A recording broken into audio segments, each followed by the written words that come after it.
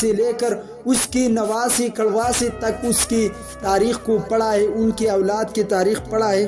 انہوں نے مجھ پر ایک سوال کیا، ویسے میں عقلی سوالوں کا جواب زیادہ دیتا ہوں، تو انہوں نے ایک اعتراض اٹھایا کہ مولانا مجھے پتہ نہیں تھا، وہ اسکول کا ٹیچر تھا، مولانا صاحب میں ایک سوال کرتا ہوں۔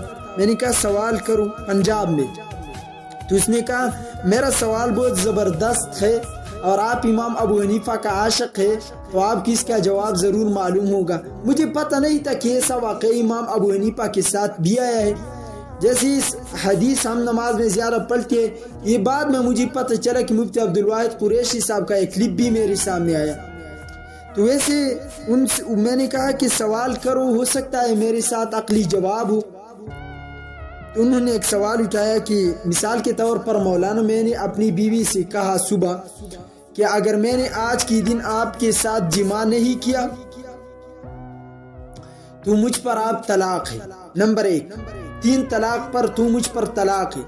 نمبر 2، اگر آج میں نے غسل کیا آج کی دن، دیکھو 3 قسمیں انہوں نے کہی، آج کی دن میں نے آپ کے ساتھ جماع نہیں کیا تو مجھ پر 3 طلاق پر طلاق۔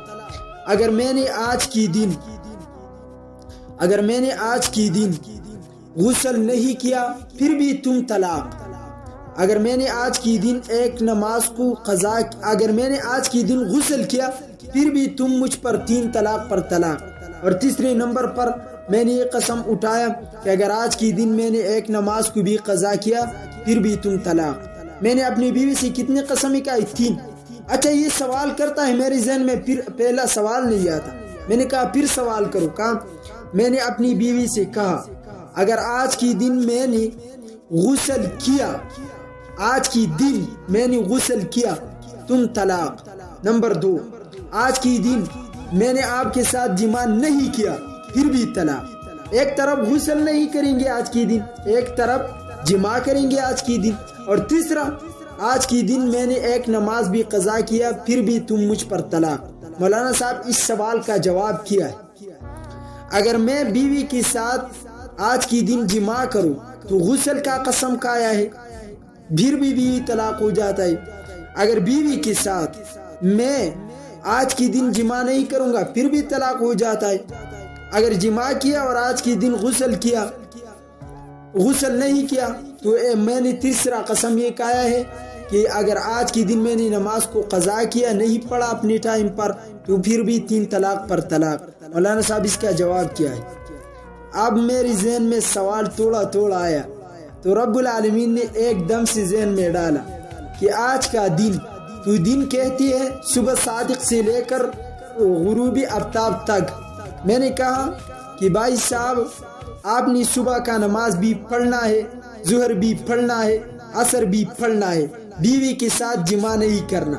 پھر جب عصر کا نماز پڑھا، اس کے بعد جب مغرب کا وقت قریب ہوگا تو اس وقت آپ نے اپنی بیوی کے ساتھ جماع کرنا ہے۔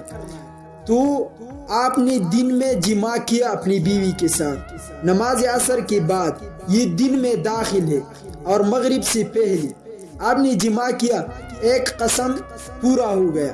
جب آپ نے جماع کیا تو آج کی دن میں غسل نہیں کروں گا، دوسرا قسم ہے جب غروب آفتاب ہوگا اور سورج فنا ہوگا اس وقت آپ نے غسل کرنا ہے۔ جب اذان شروع ہوگی آپ نے غسل کرنا ہے، وقت ہوتا ہے وہ سرخی آنے تک مغرب کا وقت ہوتا ہے، تو جب آپ نے غسل کیا تو فوراً مغرب کا نماز پڑھنا ہے۔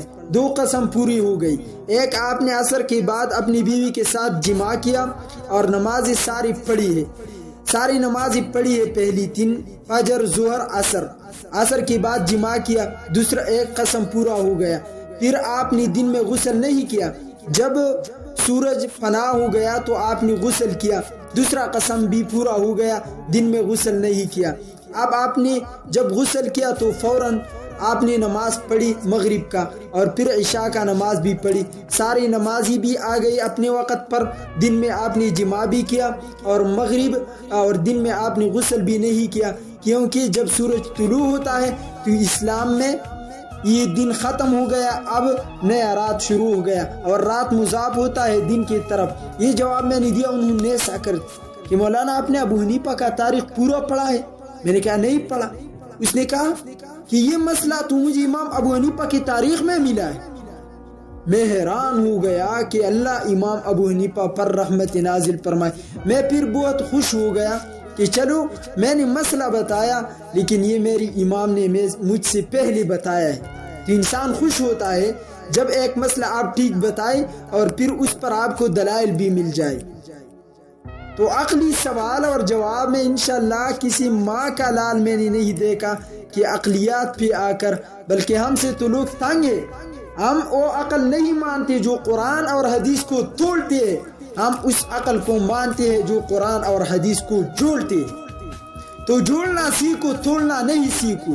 کسی کے اکابر کا پگڑیاں گرانا نہیں سیکھنا۔